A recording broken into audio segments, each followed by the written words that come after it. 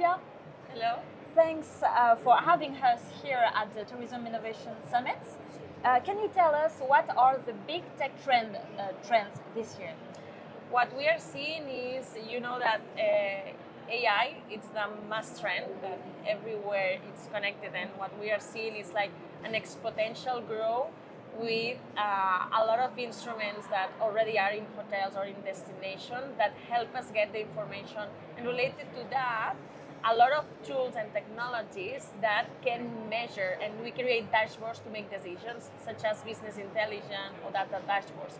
So there's two main trends related to data, related to AI, but also another, not maybe that trendy, but it's also very, very important. It's cybersecurity, for instance, because we are seeing a lot of threats on that field, and we need to know as soon as we start managing data from a hotel or on a destination, how much we spend, how do we move, what can we do with those data. We need to be cautious and understand what are the limits to have some crimes and cyber threats that are already happen onto that. Do you have examples maybe of companies, of initiatives that you find interesting in the companies that are here today at the Tourism Innovation Summit?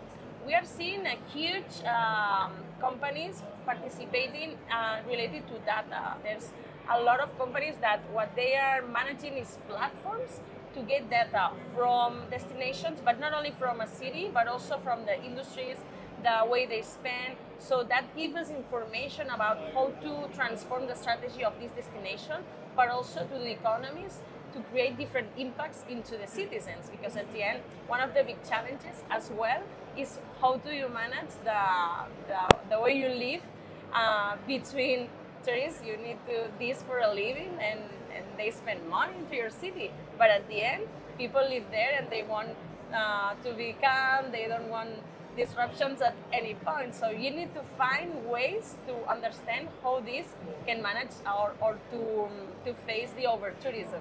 That's one of the applications that we see, but then there is like different ones on a completely different field, like VR, for instance. You can find solutions where you can recreate in terms of cinema.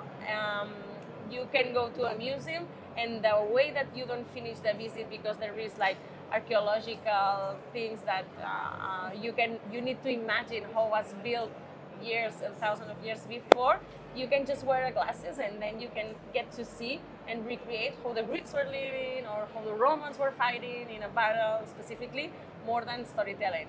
You can combine this technology with storytelling or stories that you can see face to face as well. So what we see as well is a lot of experiences that are mixed with the nowadays tools, because at the end we plan our trips through our phone before we have all the bookings on our phone, and afterwards we share it on social media. So we need to understand what's the digital journey of the different audiences and the different travelers that we want in our destinations. So you talked about technology, you talked about over-tourism, and this year you are hosting a World for Travel forum, and a key subject is how technology can help, in a way, make travel more sustainable. So why this year? Why are you hosting this event? Particularly this year, is it a big subject for you, and how can we link technology and sustainable?